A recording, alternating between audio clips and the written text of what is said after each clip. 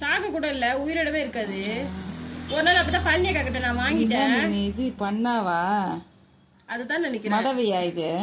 அதுதான் பேர் சொல்லிட்டாரு, மடவை. இதுக்கு அப்புறம் தயவு செஞ்சு இந்த மீன் வாங்க வேணாம்னு சொல்லிடுங்க.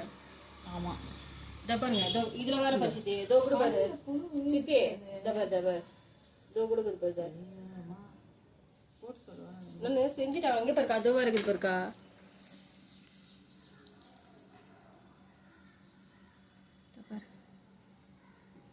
அங்கே ஆஞ்சி எடுத்துன்னு வந்தாங்களா? ஆமா, சுட்டிக்கிட்டு இருக்கு பாரு. இதுல வேற மேய் வர செய்யும். இது எல்லா மீனும் பாருங்க, எல்லாத்துலயுமே தான் இருக்குது. இது எல்லாத்துலயுமே இருக்கும் அந்த மீன். இது இந்த இது இல்லையே. அட கம்முனு நான் வாங்கினாதான் நான் கரெக்டா சொன்ன திவ்ய கண்ண. நான் இப்போ பள்ளியாக்கா ஒரு நாள் இது நல்லா இருக்கும் தீபாட்டு போயிடுச்சு.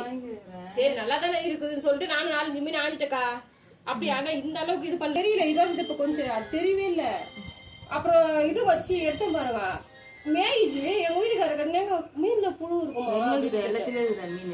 ஆமா, எல்லாம் இதுல இருக்குது. 3 எடுத்துட்டேன், அதுல ஃபுல்லா இருக்குது. சரி அப்படியே வச்சுட்டேன்.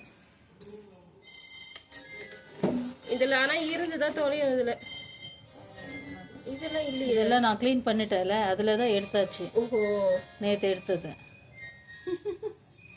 அதான் கேக்குறேன், இது செய்கிறதா என்னன்னு கேக்குறாங்க. இந்த மாதிரி இருக்குமா அப்படின்னு கேக்குறாங்க. மடவு மீன்லாம் வாங்க கூடாது, வாங்க கூடாது. ஒரு மாதிரியா இருக்கும் அந்த மடவு மீன்லாம். அப்படியா? ஆனா அதுல இருக்கும் அப்படின்னா சத்தியமா நான் அந்த மீன் இது வேணாம், இன்னுமே எடுக்காதுல, போதும். ஜென்மத்துக்கும் அந்த மீன் வாங்காதீங்க. கரெக்டா பாருங்க, அந்த காசி வீடு போயிட்டு வாங்கிட்டு வந்துட்டாரு. எடுத்து போய் கொடுத்துட்டு சொல்லி நிஜமாதான். பின்னா இப்ப இது ₹1 ₹2 எவ்வளவு இது வாங்கிருப்பாங்க? ஒரு 400-500 கூட தான் இருக்கட்டும். யார் திருப்பாடு அது? கிளீன் பண்றதுக்கு வேற.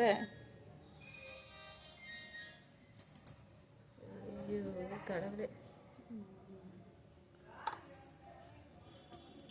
போட்டுருங்க அவ்வளவுதான். நம்ம அதை பார்த்துட்டு சாப்பிட முடியாது.